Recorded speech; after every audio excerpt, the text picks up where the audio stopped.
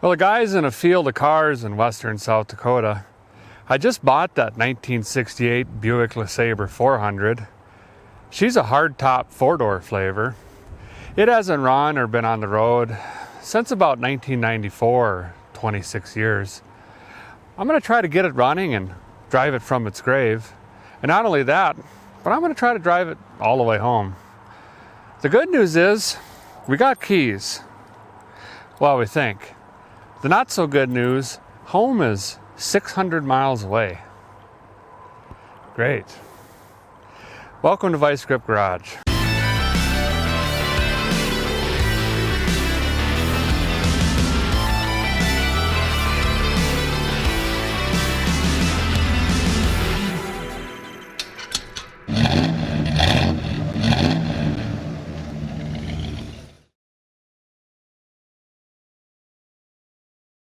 This old girl here is technically a third-gen LeSabre. They ran from 65 to 70.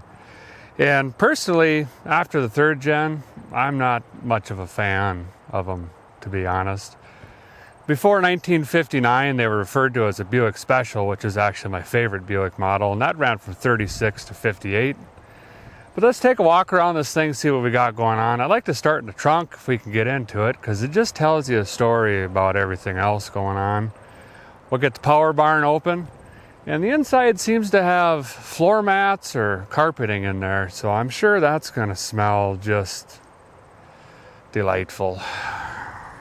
One of the things that a guy was attracted to on this car is she's the 400 model. The base cars had a 9.1 compression 350 in them, which put out about 230 horsepower. This would have the 10.25 to 1 compression 350, so she's barking out about 280 horsepower. And it should have the super turbine 400 auto magical transmission in it as well. So she's pretty hopped up actually, especially for being a 68 that was kind of getting close to the emissions era there. Pretty solid car actually. I have walked around it already. I didn't see anything that really brought a guy down to his knees. A little bit of rust starting down here, but very manageable. Of course, I can't see much because she's down in the weeds. Kind of the same. A little bit of rust down here, but the wheel openings are nice and solid, which is always nice. So the 68 had a redesigned grille on her, and the headlights changed. This had that center bar coming across it. And I believe the 67s and the 69s kind of had multiple horizontal slats in it. And it should also have a different speedometer in it, kind of square looking. Oh, we got ventage window open. I don't know if that's good or bad. That's cracked. Top's obviously seen better days. I think he started peeling it off here at one point. Would look better all one color, honestly. It's actually good that it either came off on its own or she's been peeling off, because otherwise they get so rusty down there. Especially down in here and here. But top looks really, really good actually. I'm thankful this car sat in eastern South Dakota until maybe a decade ago, and then it was moved to this site. Still hadn't run or drove or anything, they just towed it. But it missed a huge hailstorm, which did this to almost all of the vehicles out here. So thankfully this one didn't take on all that damage. But let's get the trunk open and see what that's going to tell a guy. Are you seeing this Ford Focus back here? Goodness. Guy might as well confirm on the plate while I'm back here. Got a 93 tag and a November of 94. So 26 years is correct. Gas caps on it. That's good. Not used to having keys. It's kind of nice actually. Like I was saying, I like to start in the trunk because guy finds an old water pump or something. You can start putting the story together, what happened with the car in the past. Ooh, that opens nice. Okay. Yep. Well, I've got a lot of carpet, basically, and there's some carpet over here. I got carpet down there. There's some carpet, and there's a lot of carpet. I'm not even sure what I'm supposed to do with this. Maybe I'll put it in this pickup. Got some really nice pine trees on this seat.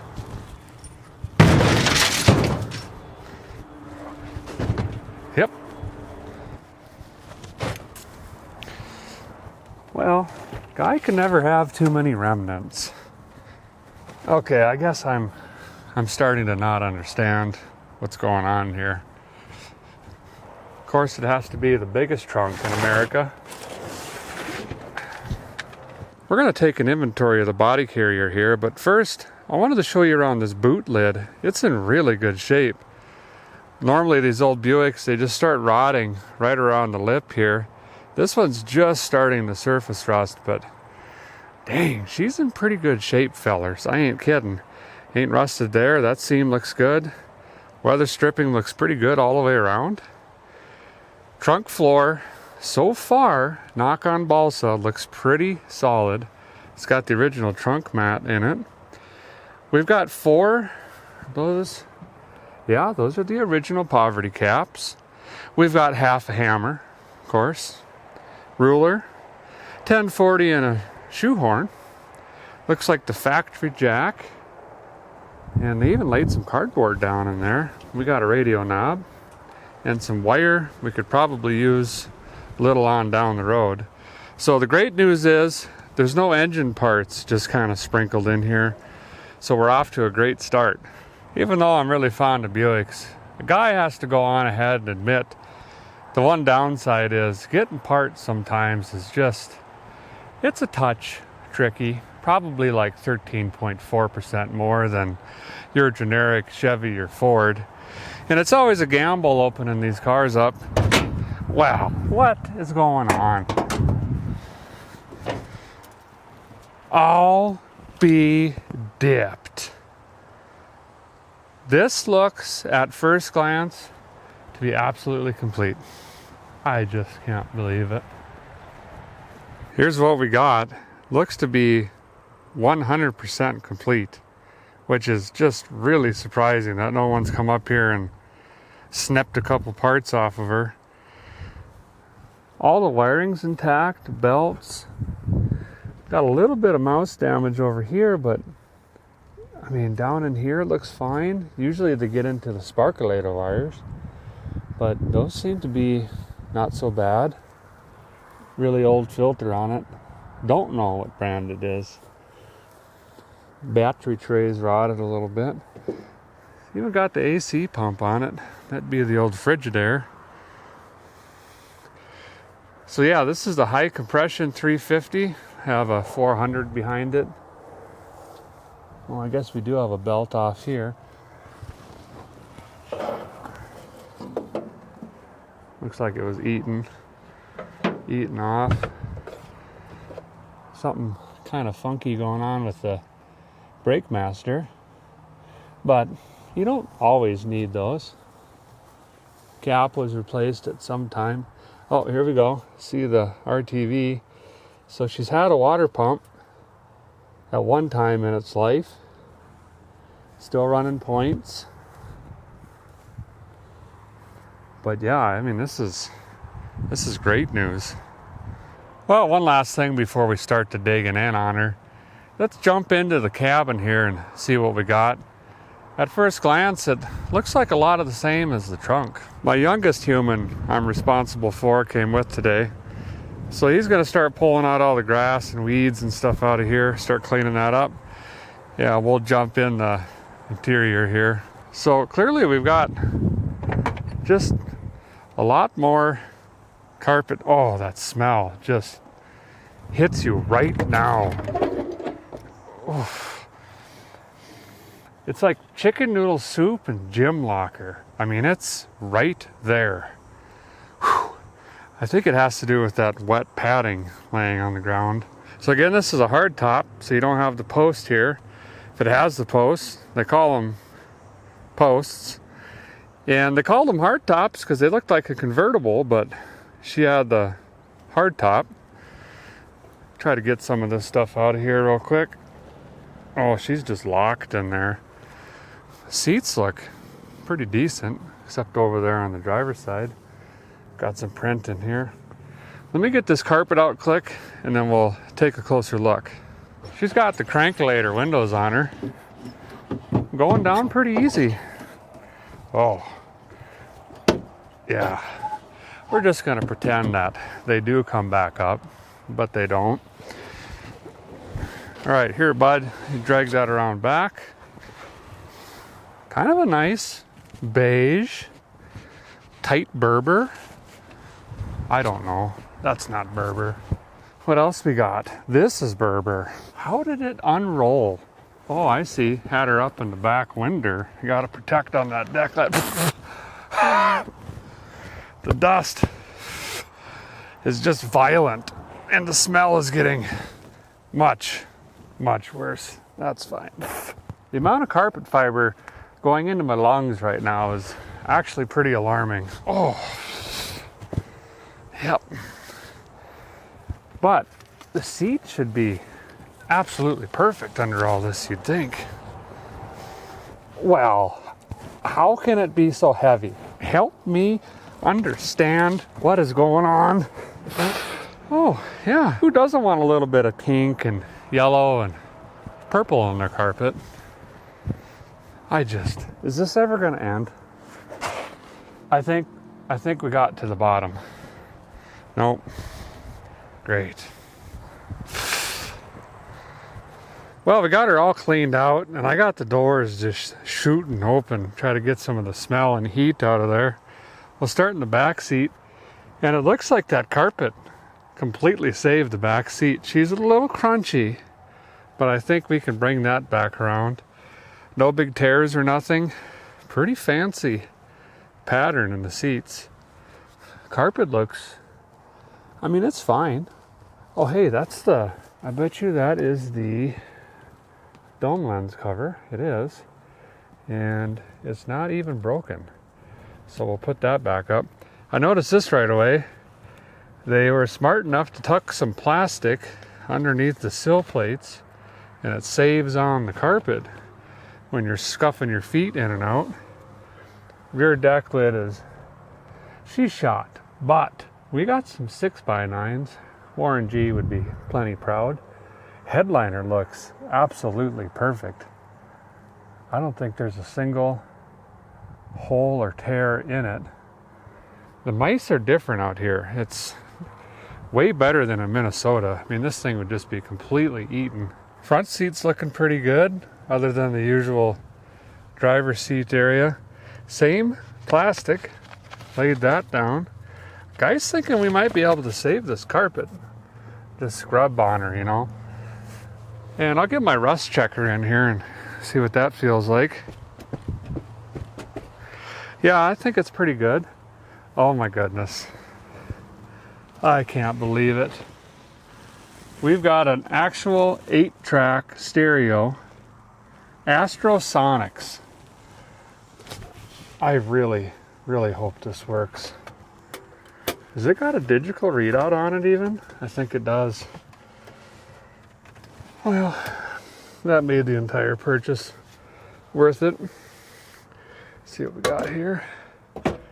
Oh, what is this? Fabulous 40s. Gotta have that. Ray Price. Uh-oh. We'll bring her around. I think you could fix them. And we got papers, expiration date 1987, 1993, and 1994. So 94, so that again confirms the date. 94 is when she was parked up. Gotta hang on to these. I'll put them up on this dash, which, by the way, this dash looks absolutely perfect as well. Sonomatic. Look how they put Buick on the buttons. I'm telling you, Buicks were just really classy cars. They're kind of like the poor man's Cadillac, except I might argue just as equal. I'll go around the other side and take a look at the gauges. Door panels look good. Got a little bit of mold down there, but that's okay. I'm used to that. Seat looks fine over here. Back of the seat is perfect. Got some wear on this maybe? Or is that oh yeah, a little bit of a tear. These are always nice. Let me climb in this thing. She's a glow to the ground. Says it's got 20,260, and judging by the pedals, that's got to be 120, I'm thinking. But nothing's broken. Everything's here. Speed alert. All these wheels, ouch, ouch. Just got stung on the arm over here, so I guess I will have to address that. AC, and then the key is way down here. So we're off to a good start. I mean, it's a really solid base. The guy needs to see if this engine's locked up or not, but I'm gonna do the right thing and just procrastinate a little bit. Bentley's gonna take the air cleaner off. I wanna see what the carburetor looks like, see if that's locked up. If I gotta order a carb kit, I wanna do that now because they'll most likely not have it. And then I'll get a wrench down there on the crank snout and see if she spins over. That's not so bad. Well, yeah, it is. No big nests or anything like that. You can see a little bit started to get carried in by rodents, but nothing major. Wow. What have we got? How come this just, I need you, oh, no. Nothing ever just works for a guy. Always gotta be a fight. How about now? How about now? What do you say now? Well, we do have some miceage. It's a pretty small mouse house, though. This is probably single wide trailer level. When you get into the apartment complexes, that's when it gets worrisome.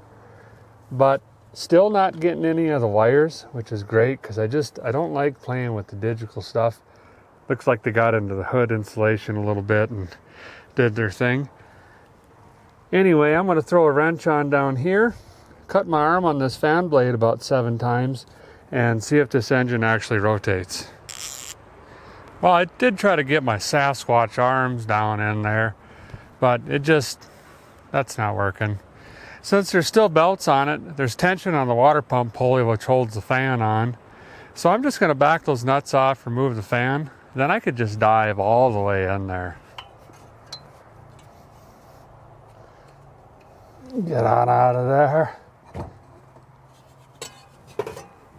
Now that that's snipped out of here, guy's got more room to get his arm down there and crank on that. So you fellers can keep your eye on the ice cube maker and the charging whirler belts here. If you see them spinning, you know I got her broke loose. It's basically laying on the ground down here, so she's a ways down. There we go. Oh. Oh no. It's not moving. There it went a little. Oh, there it moved. About an 1/8 inch. Oh, there it went. She broke free. Oh, guy was getting just a little bit nervous there. She's spinning, so what I'm going to do is just keep rotating it over for a couple minutes. I'm so glad this came free. I've dealt with 2 stuck engines recently, and it is not fun. Whoa, what is going on? You know, a guy's been doing this for 15, 20 years. You'd think I'd have kind of a plan by now, but I don't. What I'm going to do, though, is probably start with the fuel make it happener, see if that's locked up. Move on to some vacuum lines and just make sure that it's 37% good. I'd kind of like to make sure it just fires. And then if it does, we know it's worth the time, effort, and money to throw a tune-up on her, change the oil, and eventually work our way back to the transmission. And lastly, maybe not even brakes. Well, we've got originalage. Looks like a Rochester Quadrajet. These are actually really good carburetors, but they're also commonly misunderstood. So a lot of folks shy away from them. Not locked up in any way. Accelerator pump, I'm sure, is probably gone in it. Got a couple vacuum lines split back here. Some wires eaten, but I'm not going to worry about those just yet. I'm not even sure what that one does. It's not red or yellow, so probably not important. So I'll plug that up.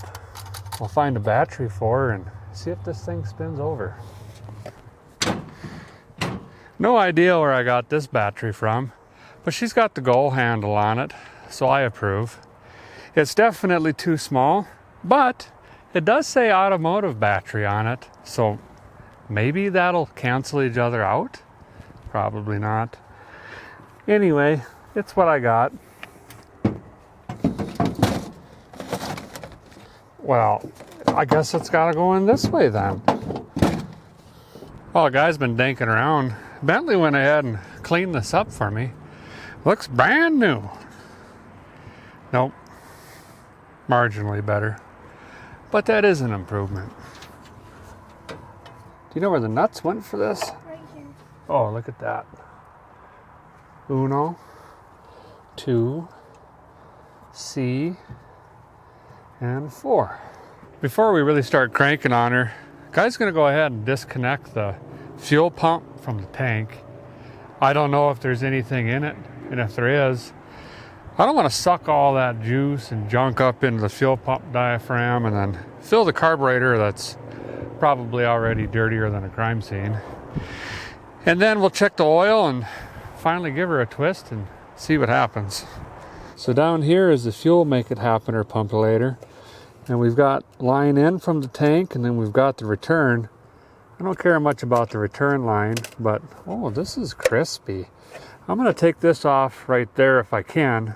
It's got one of those compression bands that, well, I'm going to cut my hand 74 times in this region getting that off. This rig's so low to the ground, I can't get a good stance on her yet.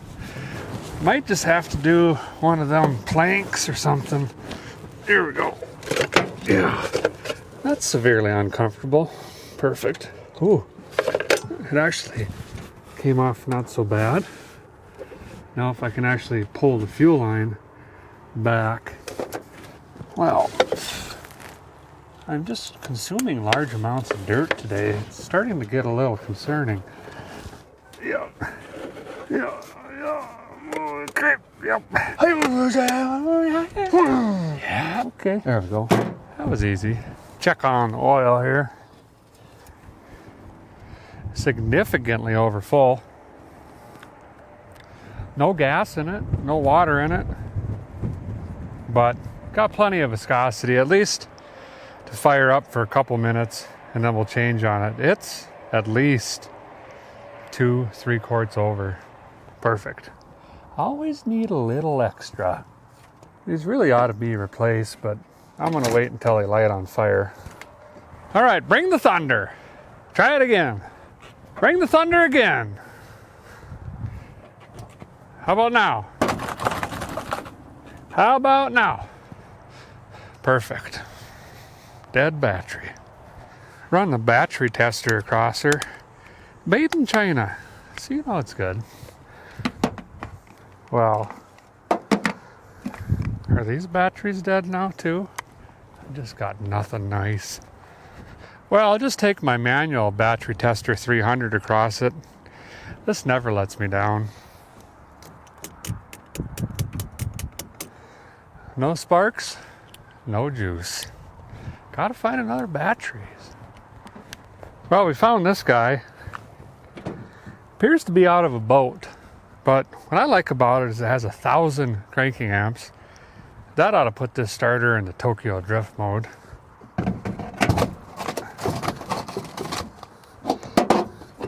What was left of the battery tray is now laying on the ground, basically.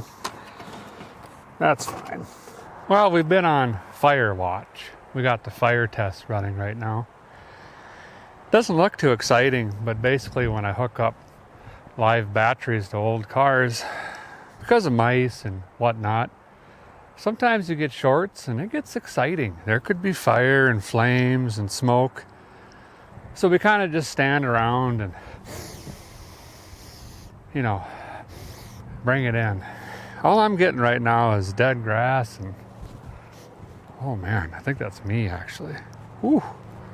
Well, I think we're ready to give her another go. You want to crank on it a little bit? Hey, works. Well, I think we're going to give her another go again. I'm going to watch just for anything that might look worser than it is badder now. Okay, go ahead.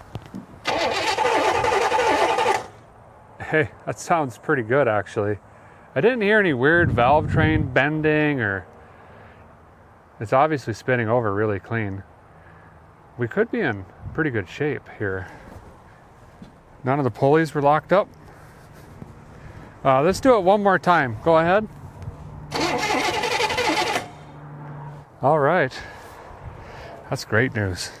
A guy was going to try to let these little fellers be alone, but we were cranking on it. They're getting a little agitated, and I don't want the little dude to get stung, so I'm going to try to flush them out of here if I can.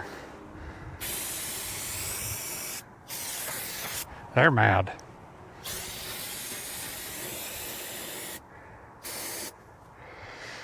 Yep. Well, the good news is we're cleaning up this door frame mighty fine. You'd drop them right out of the air with just some basic brakes cleaner. The guy went to look for an oil pressure gauge, plopped down in the seat, and the danged old door buzzer just started working. I just can't believe it. Well, I guess I got to. I'm listening to it. Anyway, this only has an oil light, so I'm not quite sure if it's building pressure just yet, but we're going to be able to tell relatively quickly. I get asked a lot, how come I don't change on the oil first before I fire them up? And kind of here's my take on that. If the oil isn't obviously bad, like full of water or gasoline, and you can feel it, she's got some viscosity left on her, it ain't going to hurt to run it for a minute, 2 minutes. Plus, I want to get it a little bit warm so I can get all the sludge and impurities down into the bottom of the pan, because you got to remember the lifters are full of this stuff, all the galleys and everything else. I want to get as much out of it as I can. Plus, if it ain't going to fire, I just don't want to waste the money. Since we're going to be firing on her from here on out, I think I'm going to try to get my I'm a Lone Wolf 6000 trigger hooked up. And all this is a switch that connects the ignition post on the starter and a 12 volt source, but lets the guy just lay out underneath the hood and hopefully boom. In order to get that baby on, I got to get my belly underneath this. Bentley's grabbing the air tank. We're going to try to get this tire aired up, which is pretty doubtful. I'm going to say very. Also, these lug nuts are, well, they're basically not on at all. And that way maybe I can just sneak a jack under here so I can at least get one side up. If we have enough air, I suppose we can try to bring this side up too. But I would say this side's even more badder. We got belts showing. It is a white ball though. Completely different rim. That one's got 2 lug nuts. That's good. Should we take it over to the other side? See, I'm teaching you right. You got to use all your back. Well, it's worth a shot anyway. Here we go. We've got 0 beatage. Dang it. Well, I wonder if I could sneak the jack under the front just enough. If I get this tire dangling, we got a better chance of me pulling that tire out against the wheel. And it might seal up that bead and catch a little bit of air. Where's my jack now? See if I can sneak it under the frame here just a little bit. Right there, maybe?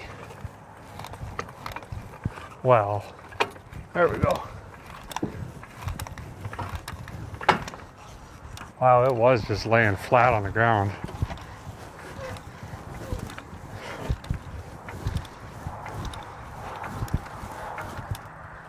Oh, this tire doesn't stand a chance. So that's what I'm fighting back there. That bead's nowhere close. I am going to kick and pull it back and forth a few times just for giggles, see what happens, but I'm probably going to have to go find another tire and wheel. Do you spin? Oh yeah. Well, that's good news. Hey, I might be able to push that. Let's see.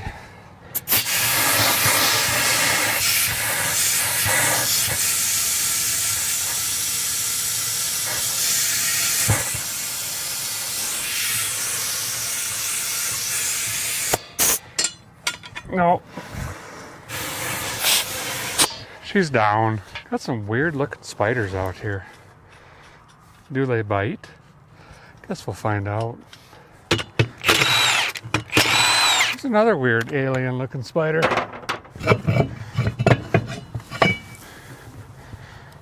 Before a guy starts wandering around looking for tires, might as well try this one too. Boy, it's in really bad shape.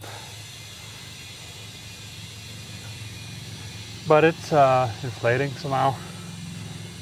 It must have a tube in it or something.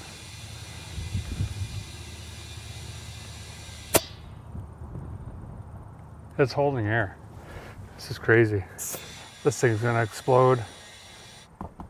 I don't hear anything leaking. It says it's a tubeless radial. That's pretty crazy, actually. I would have bet money the other one would have held air over this one. Cords were coming out of it. It actually pulled grass into the tire when it aired up there and over here. But I don't hear anything leaking yet. So I guess we just need one to get to work on this front end. I think I got her on a jack that's about to tip over and this jack stand that's slowly sinking into the earth. I'm gonna get my head in here because I got a pretty good shot of getting these wires right there hooked onto that starter, and that'll be that trigger up here. Make life a little bit easier as we go forward. And then I also think I may have found a different flat tire that might go right on here, and maybe that'll hold air. Probably not. Can't really see nothing. I'm thinking like it maybe. I don't think that's gonna though. Can I get in this way? I just up. Maybe up like this. Come on, get in there. Can I get it on there too? Right there. There we go. I guess we could have measured this before we spent a half an hour rolling it up the hill. But it looks like a Buick. Oh yeah. Look at that. It's a Tiger Paw ASC. Sounds like a performance tire. It even has RF for right front on it. What are the chances? Not very good. Meanwhile, this one's already lost air, so we've only got about 20-30 minutes and that one goes down. Haven't even looked at the rears, I don't think. What's this one gonna say? That one might have, no, that's gotta be flat. Belts aren't showing anyway. What about this one? That one's really shot. Well, we'll have to just walk around and find some more. There's got to be more out here. Well, we went tire shopping. We're going to borrow two until I can come up with a set. Look at this one up here. This is really cool. This is an old Phillips 66 tire, and it's still somehow holding air. That's really cool. And this is a Pontiac, but that'll fit just fine. Buick, Oldsmobile, Pontiac, Cadillac should slide on this. So while we got the jackulator up here, we'll take off this tire too and probably put this one that has air up front here so we can get this front end just out of the dirt. This is actually a Chevy truck rally. I guess I forgot to mention these would fit on here too. They're a 5-lugger. Only 2 lug nuts on this side. That seems fine. Uh-oh. New dent. Thanks, bud.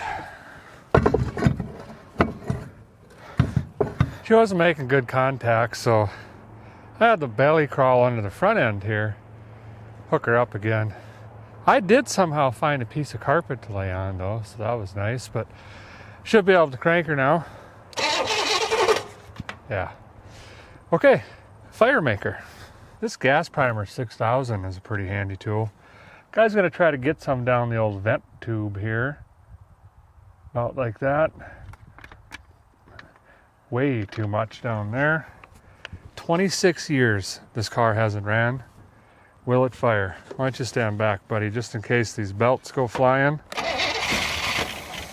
Fired immediately.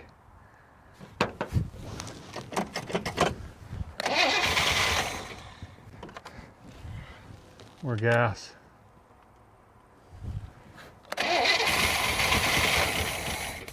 Wow.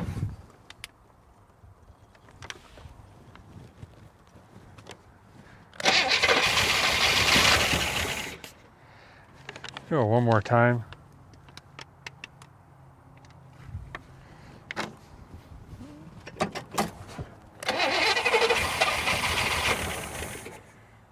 I'm going to switch over to the other side, bottle feed it, see if we can get it to run for 30 seconds, 42. I don't know, maybe a minute. That'll be long enough, and then we can continue. Let's drop the oil. We could put some sparkulators in it, some lightning hoses, start cleaning some of this stuff up. Yes, she's a runner.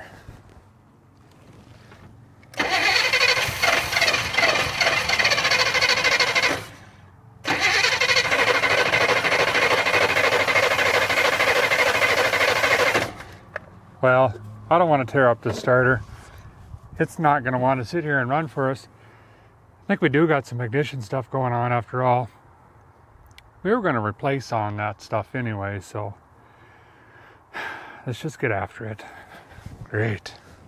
We'll take the lightning whirler off in a second, but I'm sure she's pretty dirty. And then also rodents can get in here and take some of this jacketing off, and then the core is exposed and the lightning can just jump out and arc against the valve cover or block or anywhere on the engine and give you a miss or a rough idle or sometimes a no start like this.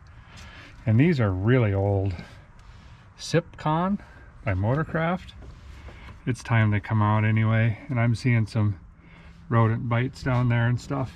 Before we get in here and pull all these out, I'm going to take some brake rejuvenation spray / wasp killer 200, also known as hand soap, and get in here and clean out around these sparkulators so when we pull them out, all that dirt, dust, stuff doesn't fall into the cylinder there. Bentley's changing on the sparkulators there. We're going to throw in some AC Delco R45 TS, see what that heat range does. We just don't know yet. Of course, we'll read on the old ones when they come out. We're also going to try to get the entire ignition system done at once. So I'm going to pull the old lightning hose off, match it up with the new one of the same length, throw it on, button her down to the new lightning whirler instead of the old one. And when we're done going around the engine, we just throw that on with the new rotor and points, and we got it. Well, unless the coil's bad, because I didn't bring one. How you coming, bud? Good.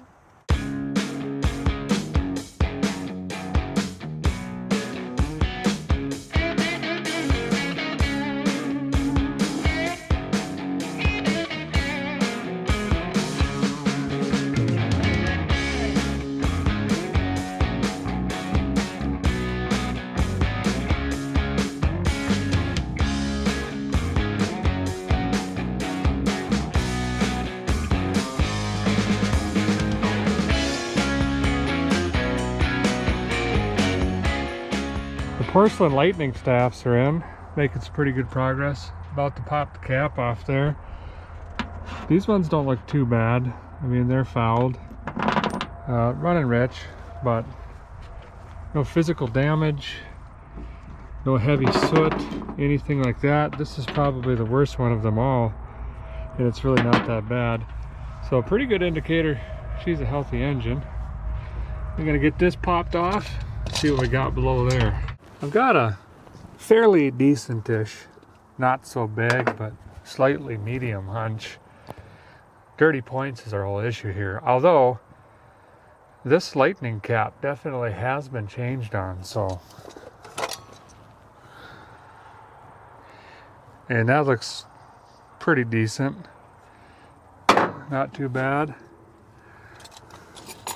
Button looks fine. Can't see the points until I get the button off here. Then I'll hook your peepers down in here. So just be patient here for a second, would you? Got the old points or contacts out. And if you look closely in there, I don't know if you guys could see it, but they're clearly burned.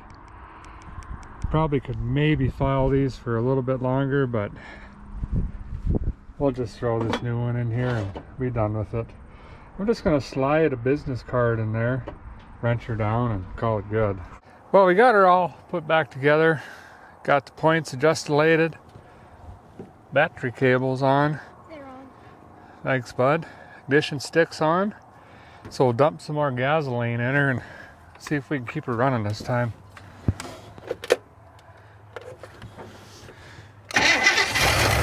Yeah.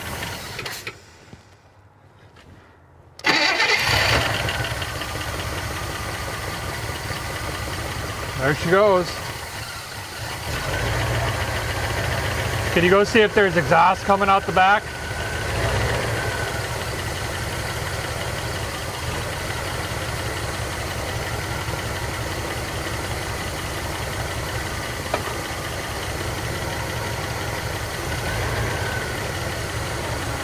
No noise? Alright. Well, Bentley was behind the car and we're not getting quite the exhaust that we want, so we might have a plugged up exhaust system. Sometimes rodents get in there and just pack them in. Valve train was clattering a little bit. That's all the longer I'm going to run it though on this old oil. We'll put fresh oil in, then we can kind of bring the RPM up, see if we could build some oil pressure. But I should crawl under here and take a look at the exhaust. I don't even know what we got for a system, to be honest. And also we got to check the old transmission blood stick over here. Don't want to run it much longer. If it's dry, burn the pump out. Oh, she's got a lot. Smells like burnt hair. That's fine. We'll put that back. Well, she's a runner, bud. What'd you think? Sounds good. Sounds good. Yeah. Yep. Whew. It's hotter than Larry Bird's 3-point average, and I ain't kidding you. I didn't see anything obvious underneath on the exhaust. I think we got to get the RPMs up before we can kind of confirm anything. And sometimes you could just blow it out if you just feed her the onions. Give her the old Italian tune-up. I think I'm going to drop the oil, get that changed. And then I want to get a boat tank hooked up on this and see if we could just get the thing idling and running.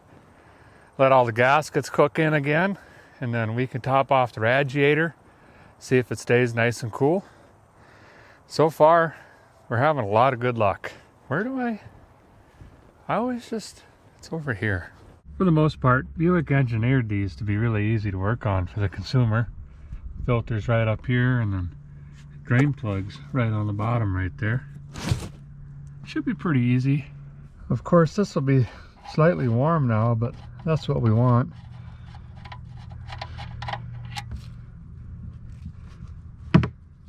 Some chunks coming out. See all that sludge, she's just going to stay in the pan unless you get her a little bit warm. Then it'll work its way out. There's a shot of the exhaust. She's a 2-into-1 systematical. She just kind of goes back there into the other grass that's hanging. And then it bends and then there's grass. And then it just kind of keeps going. This is an Atlas oil filter. I don't think I've seen Atlas before. Tighten 1 turn after gasket contact. Well, kind of concerning. This wasn't barely full at all, so it still hadn't built oil pressure in that time we run it. But in a way, that's kind of good news, because then we stand a really good chance of that valve train noise going away, because again, it hasn't built any pressure yet. So fingers crossed it builds it faster and more gooder. We're going to throw in a Wix oil filter, and then we're going to put in some 1540 heavy duty diesel oil. It's got a piston with some fire and stuff on the front, but quite honestly, this is really good for flat tappet cams. She's got a lot of vitamins and dinosaurs and zinc and all that stuff in it. You want to put the filter on?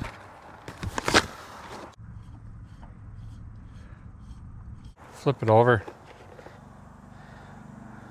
See how it pours better? Yeah. Good job, kiddo.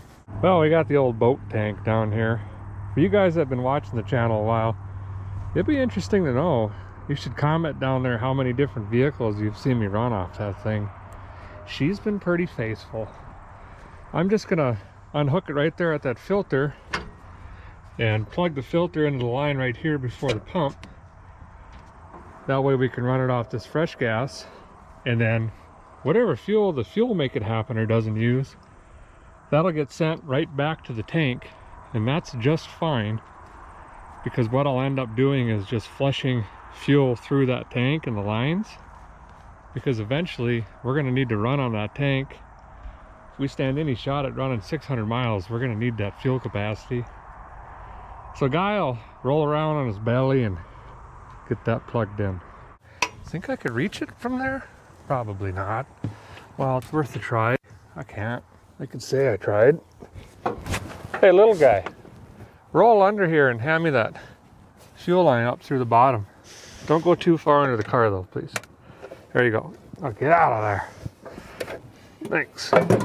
Gonna need a clamp-a-lator on that. I think I used all of them. These clamp-a-lators with the plastic witchway on them, they're kind of handy. They're spendy, but boy, do they save time. Well, we'll go on ahead and fire her up again. I think if I can nurse on her for about a minute, then she'll succulate from the tank down here. And I just want to get it idling here so we can let it sit and run and pump a couple gallons through this thing. Bring the thunder!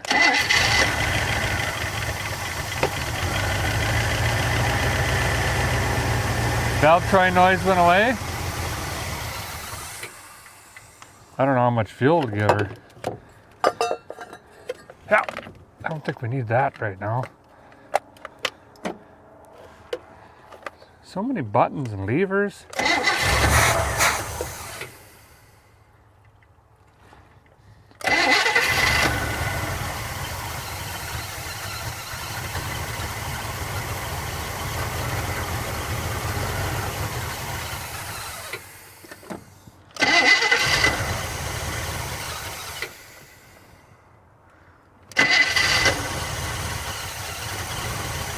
I don't know.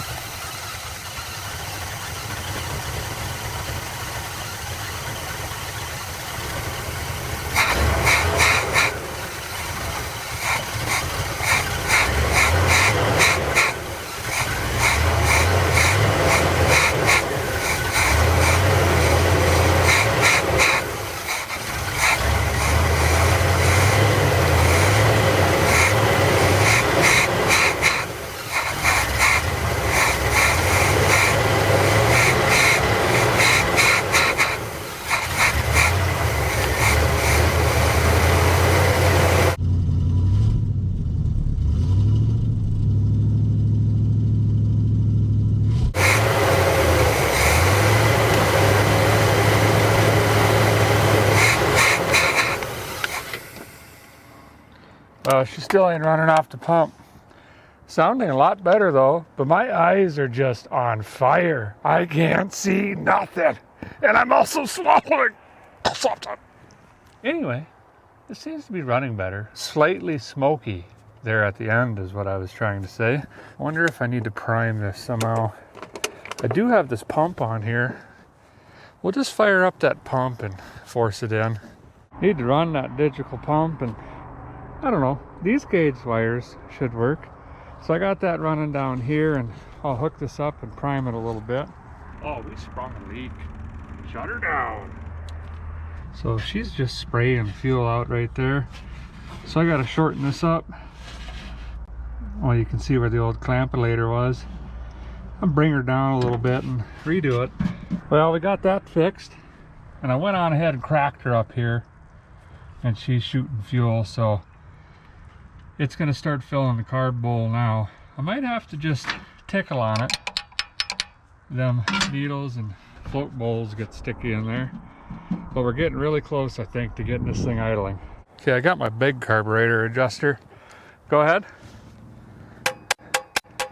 Ease some fuel in here. Bring it in.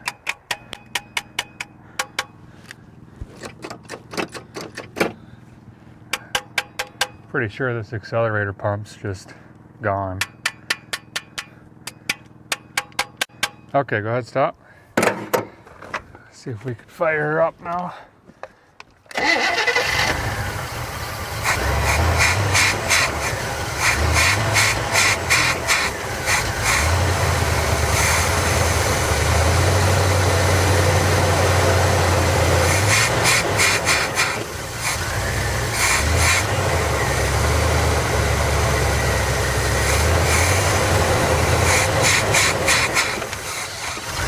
Still only running off the bottle.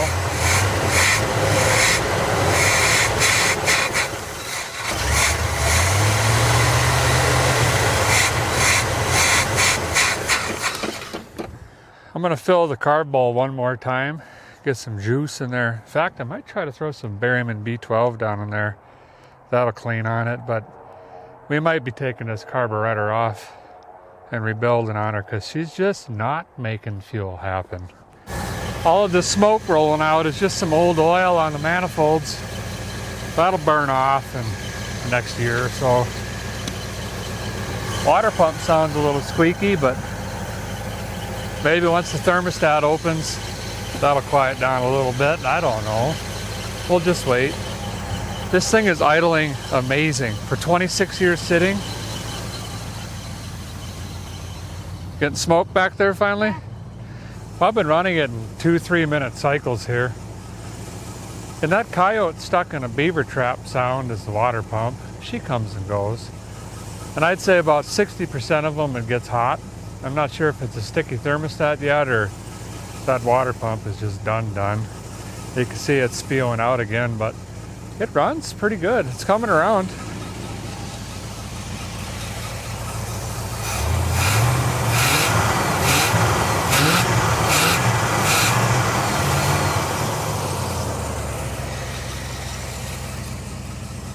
Not too bad at all.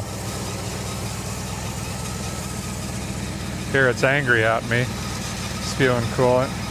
Back up, son. All right, she's hot. Here comes the geyser. Well, I think it could be a little hot. Let's take a break, I guess. You want to go play hide and seek in the cars? Sure. Okay. Got some hide and seek done. I lost, of course, because I'm a Sasquatch. I'd like to just let these ease down by themselves. I don't want to throw water on them. I'm thinking I might have some air trapped in the system. I got in a hurry and I didn't run the heater core. I need to do that. And I pulled the temp sensor out and we're going to fill it up, this time with water because it's cheaper. Plus that coolant sure gets slimy. And we'll keep filling it till it fills out of here. We might get some bubbles and that air will leave the system. We could drop this back down. Again, we know the thermostat's opening. Water pump bearing surely is making some noise. So I'm hoping it's not, but it's probably a bad water pump. Not usually the impellers go out in those, but if the bearing's shot, it ain't gonna make it 600 miles anyway. But I want to see if we can at least get the heat down just a little bit more, because then we can start testing other things like the transmission and stuff. So we'll dump some water in here, see if we can bleed it, fire it up again. Heat's on high. Got most of the air out of it that I could. We'll fire it up, see what happens. Sure starts nice. It's pretty well right now. So this time I'm gonna wait when the thermostat just opens and it looks like she's gonna overflow. I'm gonna throw the cap on, let her eat a few minutes like that. It's cold water, it might temporarily make that thermostat wanna close down for a second. Sure wish this had a heat gauge on it. Of course I got some aftermarket gauge I could throw on her, but well, I think it's doing a little better. Yeah, and it's blowing heat on and off. That heater core, it's kind of just warmish now. That heater core could be pretty gunked up. And the radiator, I'm sure we can back flush her. You can see all the nasty stuff in that thing too. We get it down by the shop. Hopefully we can run a hose and all this stuff here too. Sometimes that'll start a fire on a guy. But that blue smoke's starting to clear up. I think she's getting the rings back into her. So that's good.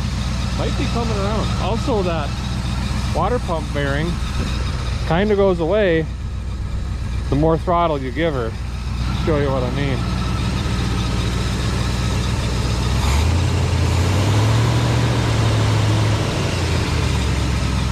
Well, she's iffy hot. Well, at least take a wheelie. Nothing. We've been out in the sun all day and we're starting to get goofy. So we're gonna go liquefy. We also got a storm coming in and we're gonna help move some cars and get them under the lean-to over here because it might hail. Great.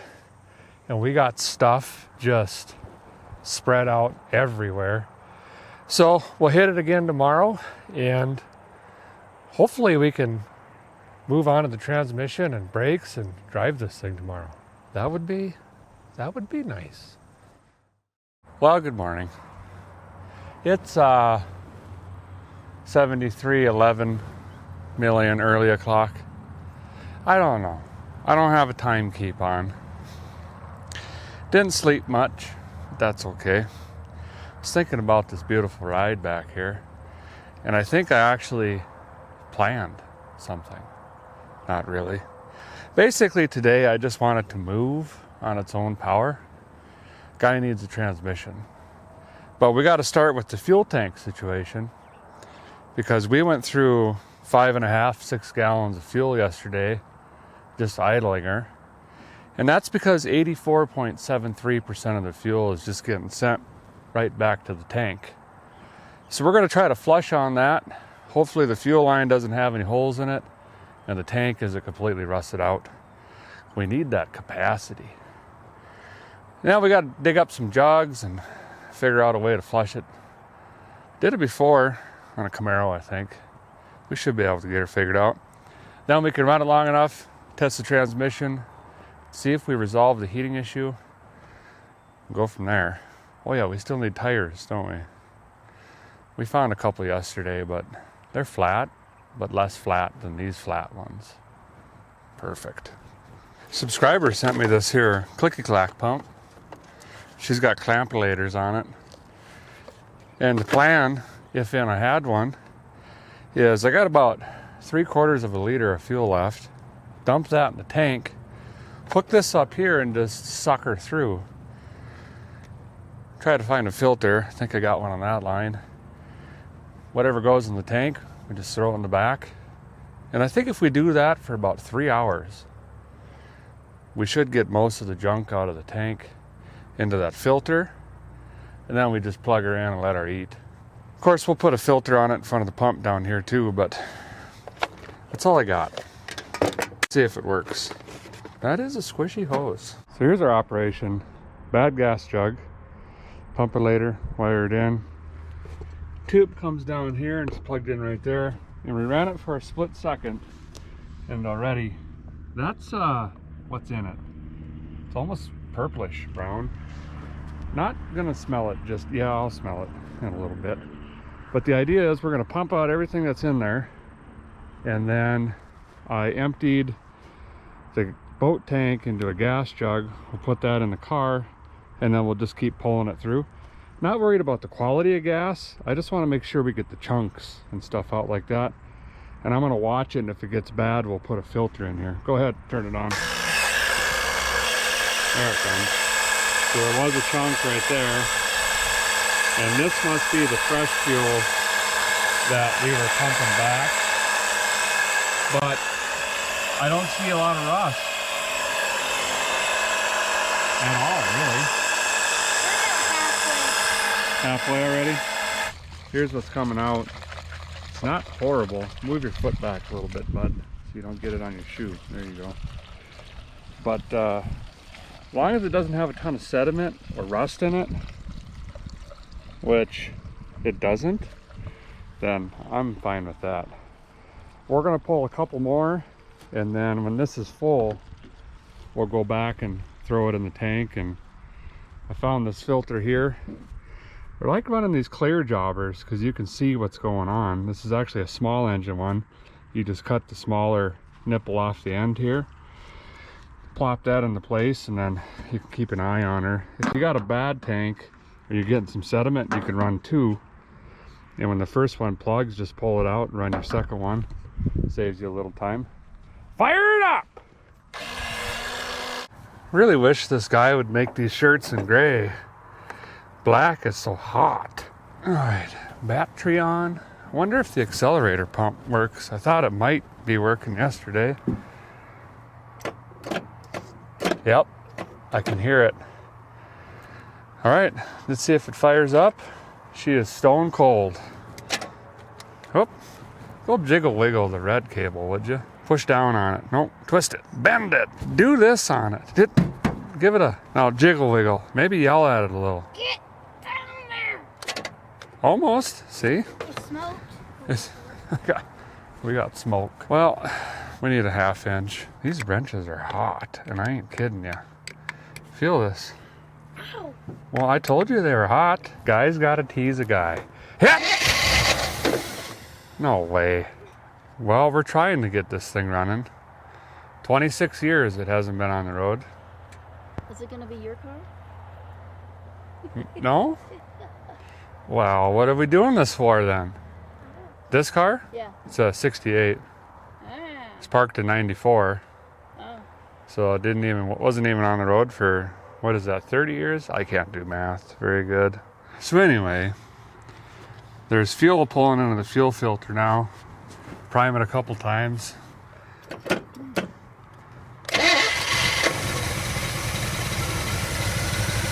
Wow.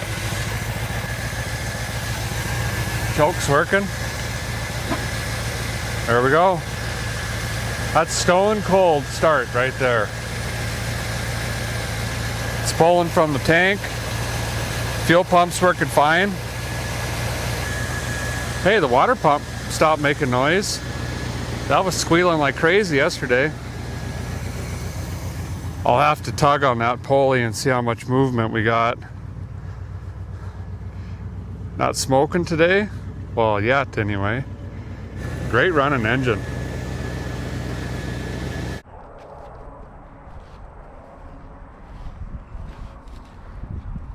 Well, the Pontiac 5x5 won't fit the 74-foot rear drum, so we're back to using this pretty sketchy Chevy Rally. So we'll put some air back in this and throw that one on. Well, before we get in and try to move her, I'm gonna check this brake master, see if she's got anything in it. And it's got 74 million pounds of lithium grease smeared around it. I don't know why. I've never seen this before. It's just really inconvenient, basically.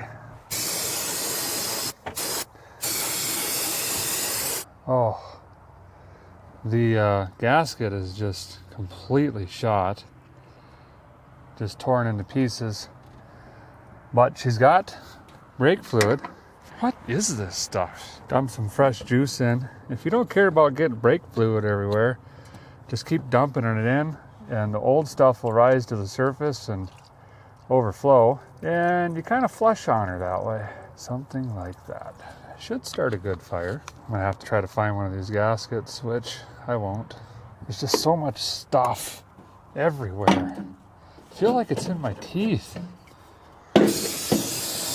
Well, just as important, maybe even more important than does the engine run, is does the transmission work. For some reason, doing a trans swap in the middle of the field doesn't sound very fun. I think it's critical I tighten this visor down first though. There we go. I'm gonna start with reverse gear. Most GMs, if you got reverse on her, then she'll bring it around in any gear.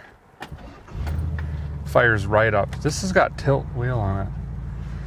I can't believe it. Brake pedal is kind of firm. That's a first. All right, reverse immediately.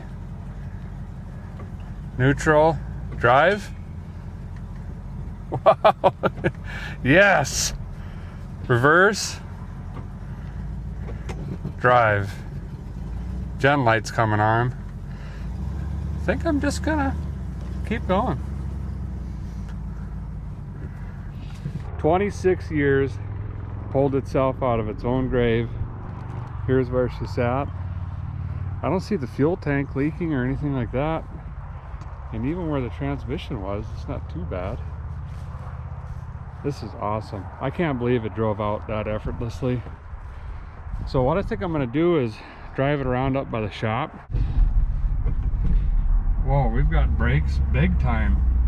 That's never happened. Oh yeah, I forgot the power steering belts off. We can grab one of them though. These brakes, there's like nothing, and then they like extremely grab.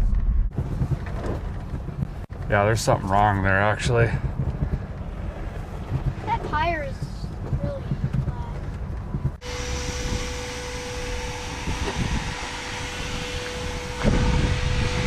Got her tucked in over here now. This will be a little bit better, the hard packed gravel, working on this and that grass. Went ahead and threw the power steering pump on. Unfortunately on these Buicks, if you lose the PS pumpilator, you got to pull off all the other belts to get to that back one. So now I'll get the water pump pulley on and get the rest of these belts on. I am going to throw a new AC on because I like to have fun and just see if these old systems work, if they're intact in cars that I pick up. This one is doubtful, very, but I'll still throw the belt on her. Just going to let her run for a couple minutes, look for any leaks, but so far everything's fine. And then I'm going to pull it around front of the garage, get out of the sun. It is just getting hot today. Take a look at the front brakes and bearings up here. I did find a master cylinder gasket, pop that on there. The brakes work, but it's nothing, everything. And usually that means there's a bunch of gunk in the fluid, or the rubber lines up front are either collapsing or obstructed. So we'll pop the front tires off here, see what we got going on, and try to get some fresh fluid in here as well.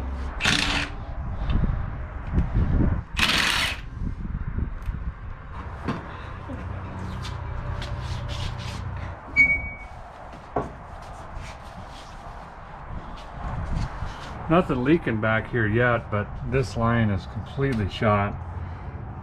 One of two things are going to happen. It's either going to collapse or it's just going to shoot off, and both of them aren't really that gooder. Let's see what the other side looks like here.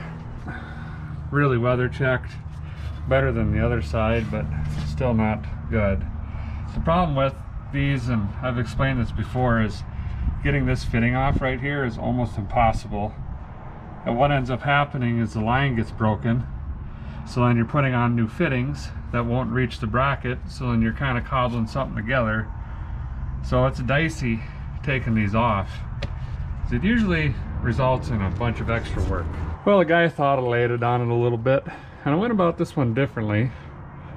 I put a vice grip around the top, pulled it through this clip, and then I took a 5/8 and I was able to spin the bottom instead of the top, and it broke free. And you can see how collapsed that line is. So this is definitely a big part of the issue. The reason I cut it is getting this off is the next nightmare, because you can't get a wrench on there, but now I can fit a deep well 5/8 over it and hopefully crack that loose. So as long as the other side goes this good, this might not be so bad. Then we'll move on to the whirly gangs down here. Use the same old gas sucker, and if you flip it over this way, it becomes the brake fluid 9000. Got this stuff sucked out of there. We'll drop some fresh stuff in, maybe clean that. No, probably not. And start bleeding the brakes. Got both the lines in, went pretty smooth. Hour later, a guy has just got a mess. Bailey and I have been just, we can't get the stopulators to bleed out. We cleaned out the bleeder screws, we cleaned out the wheel cylinders, we back flushed the lines. We bench bled the master cylinder, but I bench bleed them in the car. It's the same thing. We're getting pressure down at the distribution block, but it's weak. So I'm thinking the brake master has a faulty seal and she's pulling air back with it. It's not built good enough pressure, and there might be a little bit of gunk in that block, but if this doesn't build enough pressure, she's not going to punch her through. Found one way in town, so I guess that's the next step. Is I'm going to jump on a bike here, rip into town, grab another master cylinder, and see if I can get these things bled. We haven't even looked at the bearings yet, and the sun's going down. Great. Next day now, however many days of the days we're in it. Called 178 parts stores yesterday looking for a brake master. Found one 45 minutes from here. The guy said, yep, I got one. So I drove there, and nope, he don't got one. Completely wrong, not even close. Disc drum setup, this is a drum. So of course I didn't sleep at all last night, but a guy really started thinking on her, and I might be able to hit a bird with two stones here. The original problem was there was no brakes till about 50%, and then she just grabbed. And I got to thinking on it, the rod length could be different, and the stroke of that rod could be different, because they have a shallow and a deep master cylinder. I picked up two today, just so I could show you what I'm talking about, and also so I have a pretty good chance of getting this right. I'll show you what I mean. So with your master cylinder off, you can see that rod right there, and it's important to note the rod depth when it's sitting with the pedal up, and also how far that depresses, which is the stroke. When the pedal's up, you got to make sure that it's sitting against the piston and not pushing the piston down, or you're going to have brake issues. It's going to bleed off. This is a shallow. You can see that that rod would engage right away. And here's a deep one that goes way back in there. Well, the master cylinder I took off was like this unit right here. But what was happening is when 50% of that rod was coming out, or 50% of the pedal was going in, it wasn't even engaging yet. So you pretty much had to put the pedal to the floor to actually engage this piston. And at that time, the vacuum booster, well, she's boosting. So you just get all the brakes. So this is actually the correct unit here, and you can measure that based off the face or the flange here, the depth of that rod, and make a comparison here. And if you need to, you can adjust it back on the pedal a little bit. But long story short, this is the guy that we get. It's going to fix our bleeding issue, and it's also going to fix our pedal issue. So I'm going to pop this on really quick. I'm not going to bench bleed it, because I can do the same exact thing by just bolting it on there and bleeding it right there. Go ahead. Up. Down. Up. Down. Up. Down. Up, down, up, down, and she's bled. Now I'll cap this off, move to that one. So these bearings look pretty good. Full of grease. If I grab a hold of this, there's no movement in here. I am going to wipe some of this old grease off and pack the cap up with some high temp and just bang her in. And that'll force some new grease in there, and the extra stuff will just squirt out the side and wipe it off. This side, however, I do have some movement, so I think I am going to pull this one out. If I grab this, I don't know if you're seeing that. This nut is pretty loose, but I'm going to pull it out anyway and just take a look at it, see if the race is shot or if it just needs repacked. Bearing looked okay-ish. I did repack it, throw it back in. Gonna do a couple of small things. Try to fix the air cleaner. The snout's busted off of it. Throw an air filter in it. clean up a couple things, and I think that's pretty much it. I'm gonna roll her around back here. I gotta try to find a set of tires and wheels, throw them on, and then it's 600 miles home. Well, let's hope.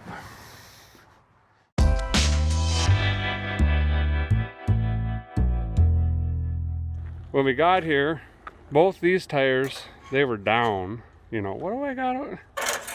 That's fine. The other side was up yet, over here. And I did crawl inside and cranked on it for maybe 30 seconds. Pumped it probably 10 times. She barked right to life, ready to go. And that's after sitting through several snowstorms in a few months. So I think we got a pretty solid rig here for sure. And Krang's with me. We just got done driving the S10 600 miles to North Dakota, and then he brought me down here 350 miles, and now I'm going to try to get this 600 miles back home. So I put some mileages on last week, but that's all right. The best way to do it's in these old rigs. So we're going to drive it up front now and get some new wheels on this thing and take it for its first spin in 26 years, I think it is. If I remember right. Yeah.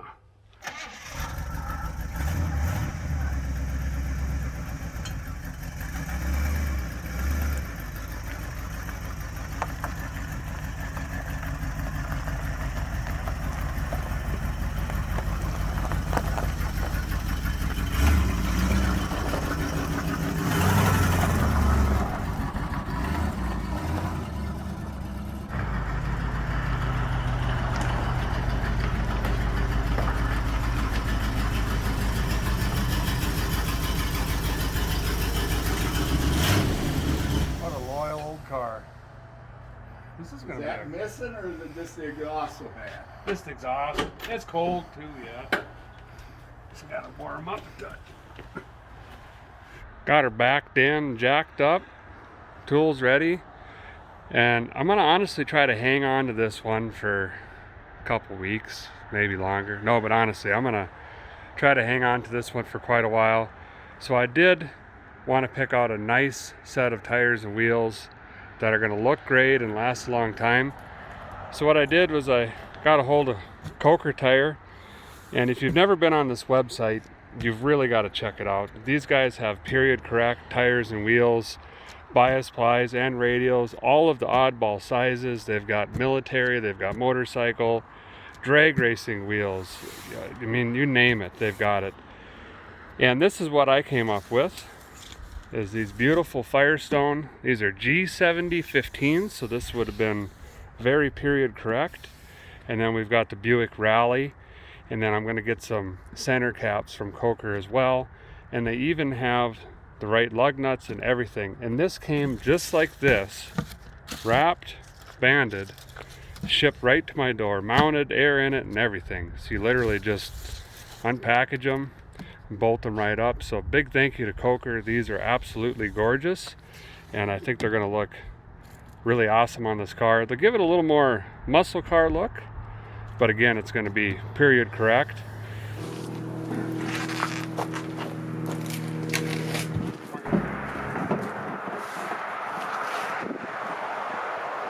Hitting the hub, is it? Yeah. Yeah, see, those wheels are for the smaller GM cars. So I think I figured out what happened here, and it's completely my fault because I'm the one that ordered that. And when you Google the bolt pattern on these cars, almost all the sites come up with 4 3/4, you know, the forums and stuff like that. And I thought I remember seeing a Chevy Rally on it, so I said, yeah, this is 4 3/4, and that's what I ordered was 4 3/4. But that's a truck Rally, so it's 5-on-5. So this is not even going to bolt up. So now we're going to scramble and see if we can find a tire store open on Sunday and just get some cheap tires on these wheels for now. Just wanted to show you, this would have been kind of the original wheel. See how it's a one piece right here? And then that's going to be the 5-on-5. This is a 57 Roadmaster here.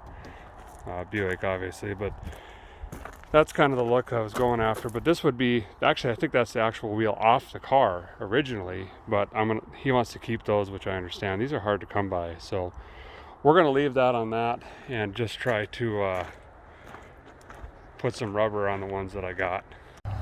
So we went for a walk, you know. There's stuff. And Roger's letting us borrow, these are real deal chrome wheel. Rally style. These are the one piece 5-on-5 that we need, and we've been scratching on them with some steel wool like this, just quad zero and some spray-away, bringing them back around, you know, and these look brand new, you know. And then he's got some 70-15 tires up there in the barn that'll get me home. And then after I get my wheels and tire situation figured out, I'll just bring them back, and then he's got a set mounted up. But this is going to save a trip into town and yada yada and yada. And today's Sunday, and people don't like to mount tires that you find in grass fields and trees anymore, liability or something. So this will work out pretty good. We're just going to keep scratching for a while, and they'll come around. Sean's here now too. Got back from Wally World. They mounted them up and balanced them and whatnot. Trying to fit these on. Is that helping what I'm doing? Yeah, that helps a lot. Keep going. But this is what they're looking like. Pretty snazzy. There we go. This is what I'm looking for. That looks really good. These cleaned up pretty nice. There's a little bit of rust in them, but kind of matches the rest of the car. I think that's going to work just fine. We got 215/70-15 Goodyear Adventurous TSL 9er 5Xs, something like that. They're kind of just a general terrain thing. Only got 3 lugs up here. Going to take a lug back here, put it up here, take one from back here, move her back there. Then I think I got 4 on all the wheels, which is good enough. You don't need 5, that's a suggestion. And then I think we're ready to maybe take her for a test rip. Maybe. It's getting a little dark, but we'll see. Putting the shine juice on the 56. I don't know that I want to do that anymore. What a difference.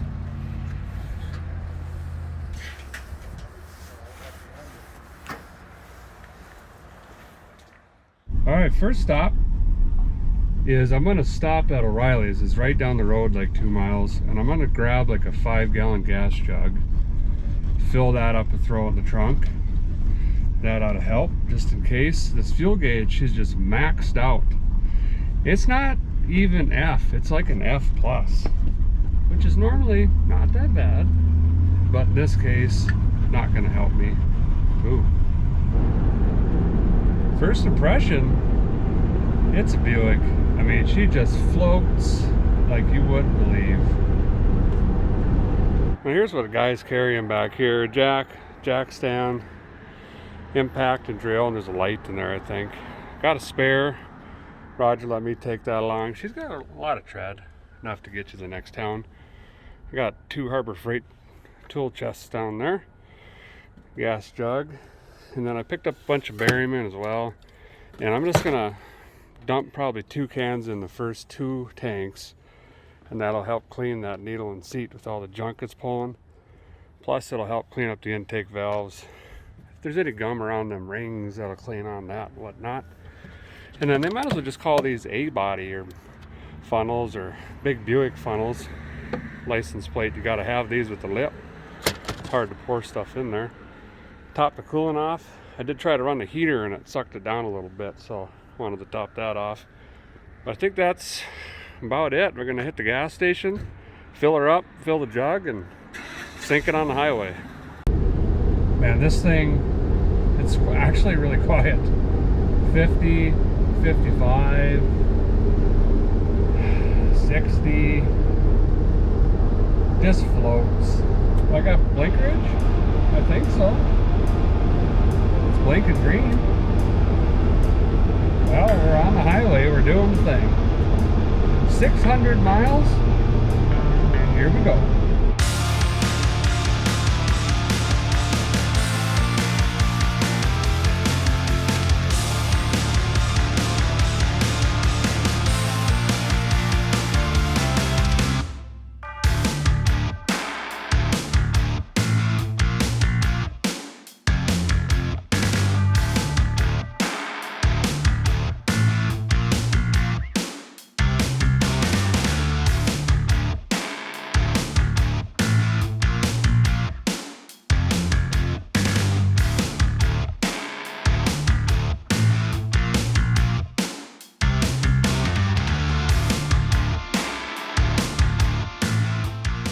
See if I could find my digital thermometer thing and start shooting around.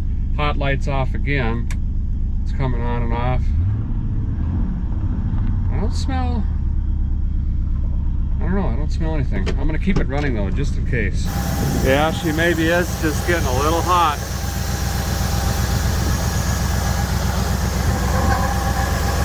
Valve cover's leaking pretty good. And I may take the AC belt off here if that gets any worse. That's really starting to squeal on me. But it's nice to know that hot light actually works. I didn't think that would work at all. Fuel filter's already getting really brown. We'll have to keep an eye on that. It's definitely pulling some sediment from the tank back here. Not smoking. See how that temp light, it's off now, so. Guess I just gotta slow her down a little bit. I was running about 65. We'll bring her down to 60 and just keep on easing. I'm about, I don't know, miles in. 50? 42? I don't know. I just started. I got a long way to go. Is that a fire? Fire? Airplane. Gotta keep this heater cranked. Take her nice and easy. Well, the guy only made it 3 or 4 exits down, and she's coming out now. So that's not good. And remember, I already put a new water pump on it, and I only did about 55 that time, so this is not good. I got the heat running in here full blast. Might have to consider taking the AC condenser off or something to get more air through here. I'm gonna go back to some basics here. I was looking at the timing mark on the balancer and the tab here, and it hadn't been cleaned up. So I don't think I moved this at all when I put that water pump in. So I got that loosened up. So now the lightning whirler got a little play. Gonna throw the digital where you at timing meter on it and just get back to basic timing. Make sure that's okay. Too advanced or too retarded timing could cause heating. Too lean, and then I might have an exhaust restriction as well. That could also cause some overheating. So I'm gonna just start here and work my way through the list. I know you guys probably can't see the light, but it's at 7 degrees here. So we're gonna make an adjustment on timing and see if that helps. And I've also noticed it's starting to run a little bit rougher as well.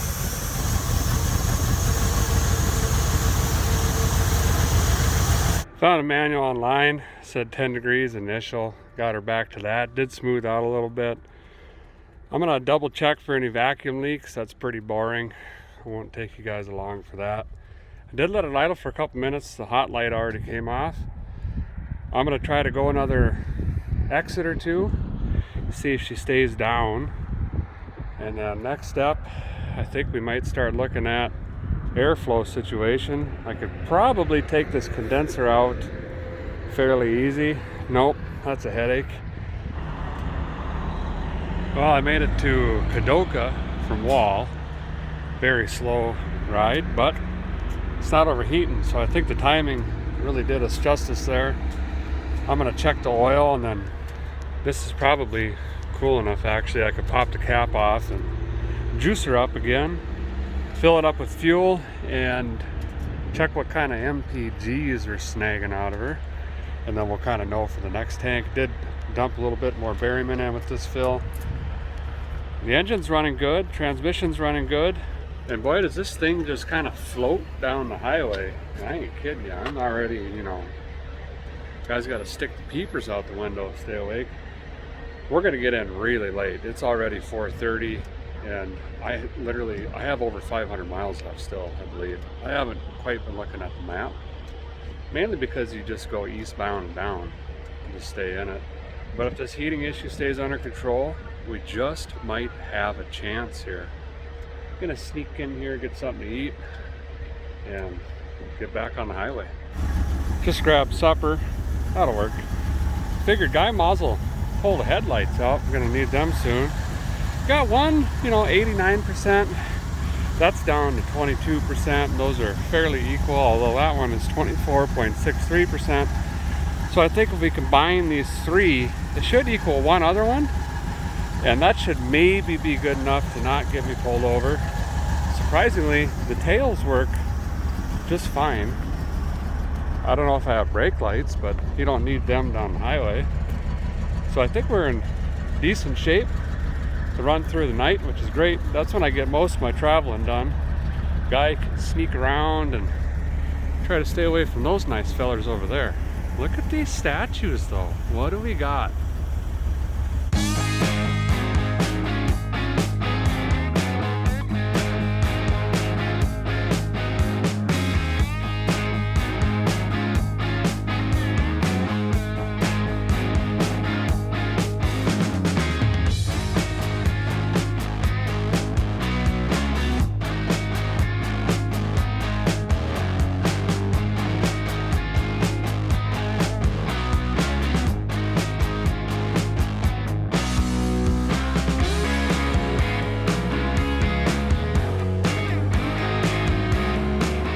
I think this fuel filter might be getting plugged down.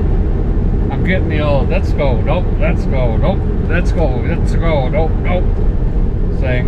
You know, the old boggulator. And I did bring, I think I've got 2 or 3 of them. I just used the cheap little inline ones, the clear ones. So I might have to pull off and replace that, but I'm gonna try to get a little bit further for, oh no, I guess we're doing it now. That's fine. We made it another 6 miles, so everything is going relatively good. Sure not getting very far, but that's okay, because look at that sunset. And the dome lane works. So everything's good. Down here, this filter is pretty well just, she's plugged up. Look at all that. That's why I like to run these guys before your fuel pump. Otherwise all that gets jammed into your diaphragm. So I'm gonna swap this out quick, and then I'll get my carburetor adjuster tool, vice grip. Just tickle the old Q-jet around. So if there's any sediment that needs to get knocked loose in there to get chewed up on, I'll do that. And then I forgot to top this off when I stopped. So I think we're gonna go ahead and risk it now. Injury. Yeah, that's too hot still. So we're gonna wait. Whoop, can't forget to turn the lights off. I'm also gonna get my thermostat housing adjuster out, which is a channel lock. Bang on that housing in case that thermostat's getting sticky for some reason. Yeah, I don't know. If we continue with this miles per filter, I ain't gonna make it with what I got. But this is terrible. And unfortunately, I think a lot of this is probably getting into the fuel make it happener. So we're looking at imminent rebuild side of the road, probably. Great. She's definitely circularizing, so the thermostat's fine. Water pumps being a water pump. That situation is what it is. New fuel filters in, that looks 102% better. Slam the hood, keep going.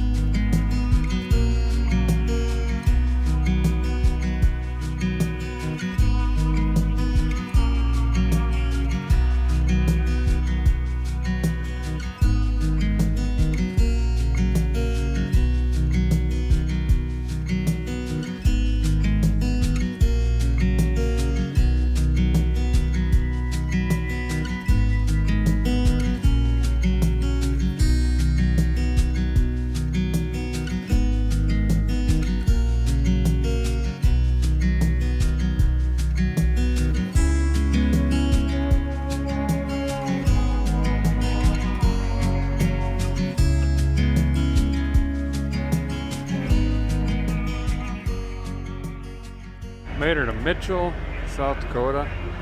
Now look at this. They got ethanol free 91. All B dip. Definitely going to use that. And we got Cadillac. So far it's not getting hot again. I'm running a little bit faster. And I found out the old cigarette lighter works. So I'm going to run in here and see if I can find one of them plug-in heaters. I ain't got no heatage. And keep on cooking. I think they should. This is a travel. This is like a big travel thing. So hopefully they got one of them plug-in jalopies. There's a valve that sits back on this heater hose here. Runs on vacuum. The dash all runs in vacuum. That's what all these back here are. And I wasn't getting any circulation out of her, so I actually pulled that out and just jammed this in. I just pulled off on an exit thinking I can get circulation. That's not doing it either. So there's something else going on and I just don't want to mess with it. So that's why I'm just going to try to get a plug-in one for now. And I'll upgrade to my bigger jacket and just grit the old teeth. So I've done the MPGs on her a couple times now. I was getting 14.2, 14.4. She was heating up, I was going slow. But I just got 14.1 with the pedal down quite a bit. That is awfully, awfully impressive for a 350 in a big old Buick boat like this. Cannot complain one bit.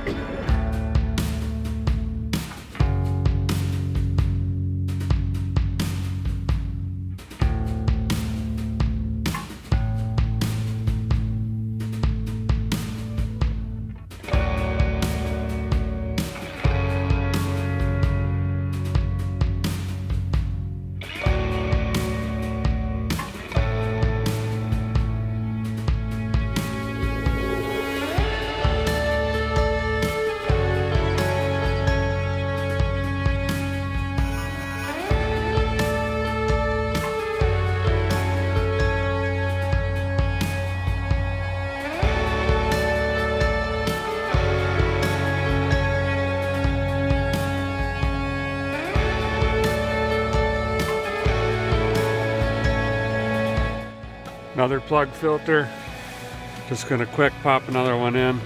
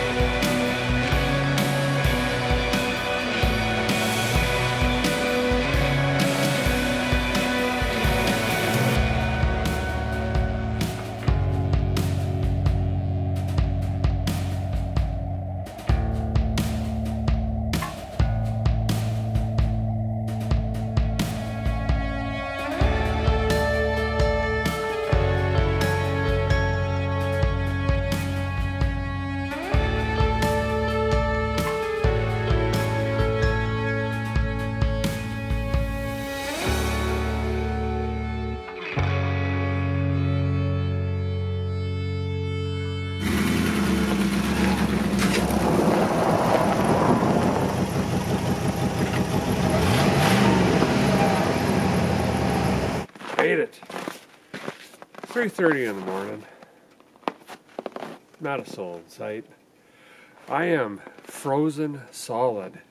It's actually pretty painful, to be honest. That cigarette heater I picked up at the gas station blew a fuse immediately.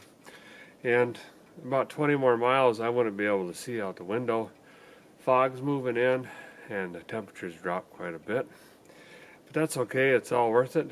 Got myself a beautiful 1968 Buick LeSabre 400. Sat off the road for 3 decades, waiting for somebody to save it. So I stepped up to the plate and did it. 600 miles home and another successful revival. Thanks guys for watching. If you're not subscribed, please do that. Hit the notification bell so you don't miss anything. And until next time, keep her greasy side down. Whew. She is chilly.